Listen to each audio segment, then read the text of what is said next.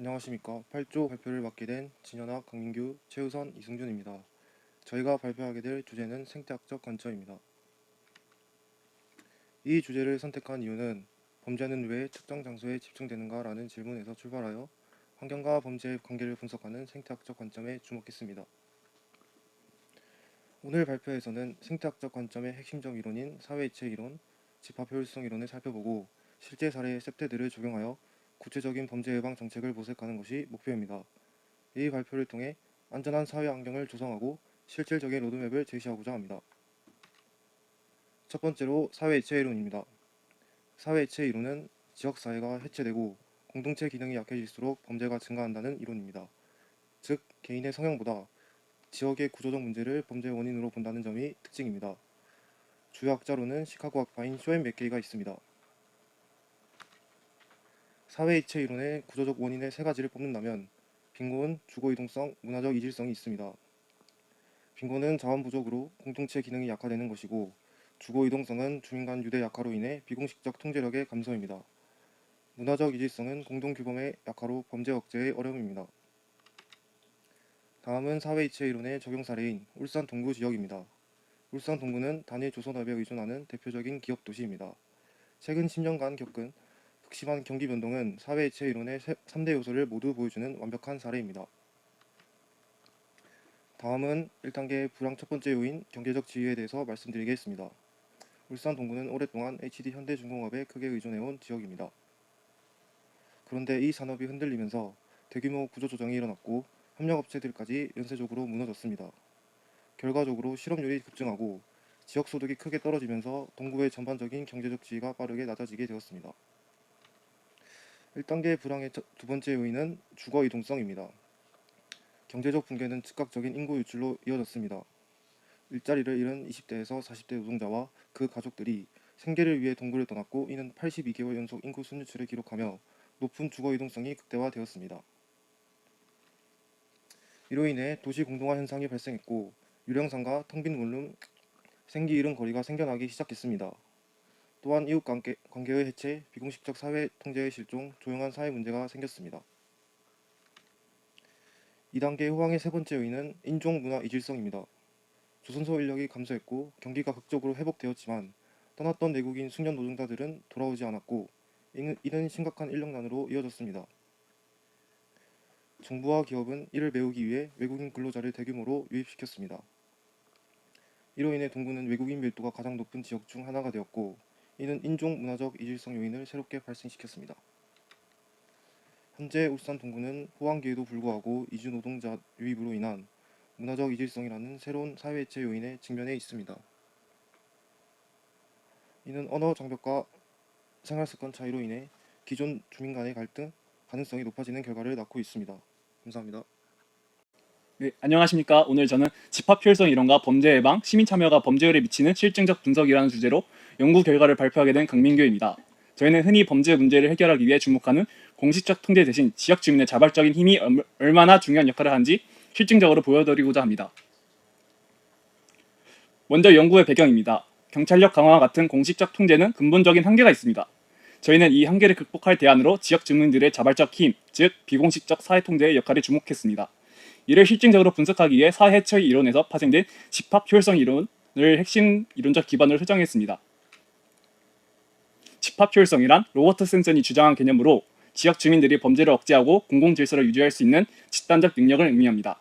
이 능력은 사회적 응징력과 공동선을 위해 개입하려는 행동의지 두 가지 핵심 요소로 이루어지며, 이 역할이 바로 청소년 비핵 개입 등 자생적 범죄 통제의 핵심입니다. 저희 연구는 크게 두 가지 핵심 가설 H1과 H2를 중심으로 진행되었습니다. 가설 1은 시군구의 시민 참여 수준이 높을수록 범죄율이 낮을 것이라는 기본 가설입니다. 하위 가설로 H1-1은 투표 같은 공식적 참여가 비공식적 참여보다 더 효과적인지, H1-2는 폭력 범죄 억제 효과가 재산 범죄 억제 효과보다 더 클지를 검증합니다. 가설 2는 시민 참여 효과가 도시와 시골 지역과 같은 지역 특성에 따라 차별적으로 나타날 것이라는 가설입니다. 가설 검증을 위해 저희는 1999년부터 2018년까지 20년간 전국 219개 시군군의 패널 데이터를 분석했습니다. 종속 변수는 인구 10만 명당 5대 강력 범죄 발생 건수인 범죄율이며, 핵심 독립 변수는 투표율, 장기 기증률 및 자원 봉사율 비공식적인 등을 상용했습니다. 또한 지역의 범죄율에 영향을 미칠 수 있는 경제적 불이익과 주거 가정 해체와 같은 통제 변수들을 포함하여 시민 참여의 순수한 효과를 파악하고자 했습니다. 분석 방법론으로는 범죄 건수 특성을 정확하게 반영하는 패널 의미형 희귀 분석을 채택했으며 관찰되지 않는 고유 특성까지 통제하기에 하이브리드 모형을 적용했습니다. 핵심 실증 결과입니다. 먼저 가설 1은 지지되었으며 시민 참여 수준이 높을수록 범죄율은 낮았습니다. H1-1 결과 공식 참여인 투표가 비공식 참여보다 더 강력한 억제 효과를 보였습니다. 이는 공식 참여가 경찰력 강화 등 공식적 사회 통제를 간접적으로 촉진하는 경로로 작용했음을 시사합니다.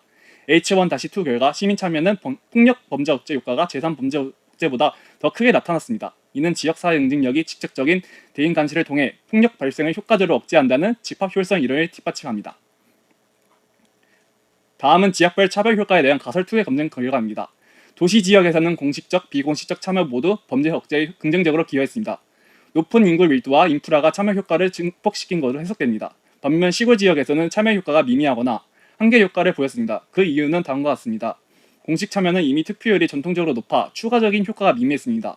또한 비공식 참여의 경우에도 의료 인프라 부족, 낮은 인구 밀도 등으로 인해 참여 자체가 범죄 억제에 미치는 영향력이 낮았습니다. 이 결과는 시민 참여 정책을 수립할 때 획일적인 접근 대신 지역별 특성을 반영한 맞춤형 전략이 필요함을 시사합니다.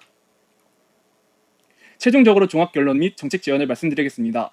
제언 1은 저의 연구의 근본적인 목적이자 핵심적인 제언입니다. 비록 실증 분석 H1-1에서 공식 참여가 더 강력한 억제 효과를 보였지만 공식 통제가 촉진하는 통제 방식은 외부 개입에 의존하는 방식으로 근본적 한계를 가집니다. 더욱이 도시하고 시골 차별 효과 H2에서 보았듯이 시골 지역은 낮은 인프라와 참여로 인해 비공식적 참여와 효과가 미미했습니다.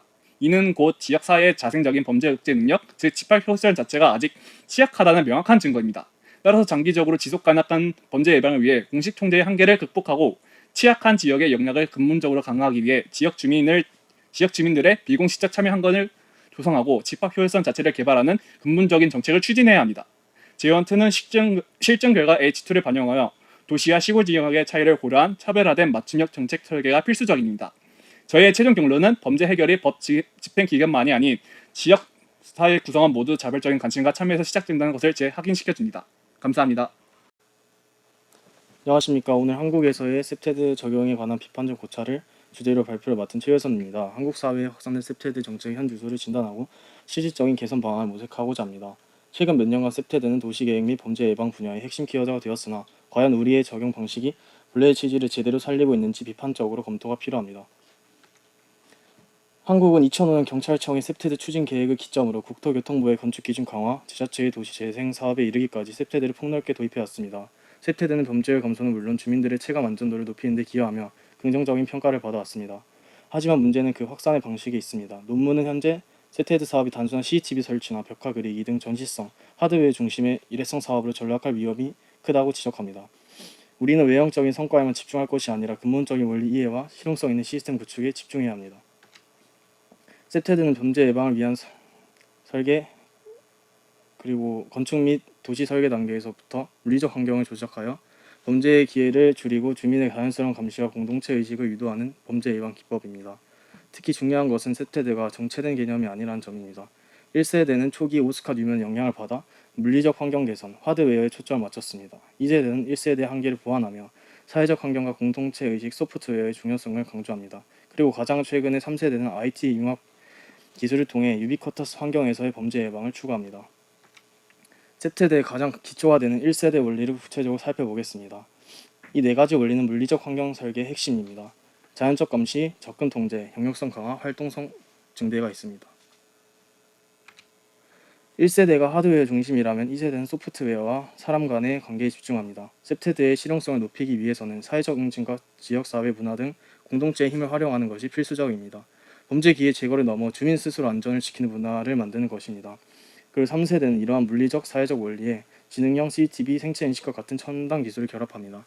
이는 스마트 셉테드라 불리며 범죄 예방의 시공간적 한계를 극복하는 것을 목표로 합니다. 다음은 셉테드 이론 자체가 내포하고 있는 비판적 한계점입니다. 첫째, 셉테드는 상황적 범죄 예방 전략의 하나입니다. 범죄의 기회는 줄일 수 있지만 빈곤이나 사회적 박탈감 같은 범죄의 근본적인 원인을 해결하지는 못합니다. 둘째, 범죄의 전이 효과입니다. 특정 지역의 방법을 강화하면 범죄가 다른 지역, 다른 시간대 혹은 다른 방식으로 옮겨가는 풍선 효과를 막기 어렵습니다. 셋째, 습대드는 범죄자가 합리적으로 이익을 계산한다고 가정하지만 충동적이거나 묻지마식 범죄에는 그 예방 효과가 제한적일 수밖에 없습니다. 그럼 이러한 이론적 한계와 더불어 한국의 셉테드 적용은 고유의 문제를 또 안고 있습니다. 가장 큰 문제는 통합된 법적 근거의 부재입니다. 부처별로 산발적인 지침과 조례에만 의존하여 정책의 일관성이 떨어집니다. 또한 부처 간 협업이 부족한 부처 이기주의 형상으로 인해 중복 투자와 비효율이 발생하고 있습니다. 마지막으로 실효성을 담보할 국가 공인 인증체가 미비합니다.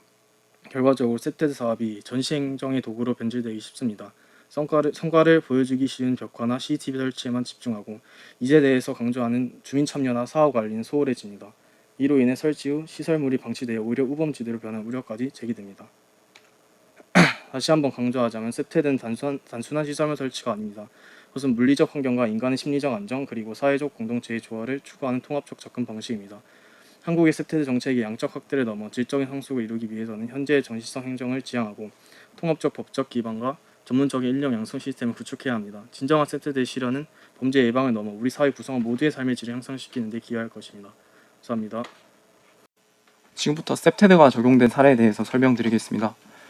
안양시 온양동은 과거 충남 최대 성매매 직결주로 몇몇 업소는 아직까지 영업하고 있는 상황이며 이로 인해 주치자의 폭언과 폭력이 심각한 상황입니다. 또한 이곳은 방범시설 간등 장치가 부족하여 지역 주민들의 범죄에 대한 불안감이 지속적으로 노출되고 있는 곳입니다. 그래서 이곳에 적용된 셉테드는 첫 번째, 보안 등과 조명, 반사경을 설치하여 은엄폐가 가능한 장소를 최소화하고 낯선 이를 쉽게 알아볼 수 있도록 하여 자연적 감시를 강화하였습니다. 또한 폐업으로 방치된 빈집은 철거하고 가림막을 설치하여 접근 통제를 이루어내고 심토공원을 조성하고 마을 카페를 운영하여 활동의 활성화를 이끌어내었습니다. 두 번째로 서울시 노원구의 범죄 제로화 사업으로 서울시 노원구는 범죄는 두 번째로 적게 발생하지만 특정 지역에 범죄가 집중화되는 현상이 심화되고 있고 일반 주택 지역에서 아파트 지역보다 범죄 발생률이 6.6배나 높은 상황입니다. 또한 CCTV 설치 요청 비율 또한 높은 상황입니다.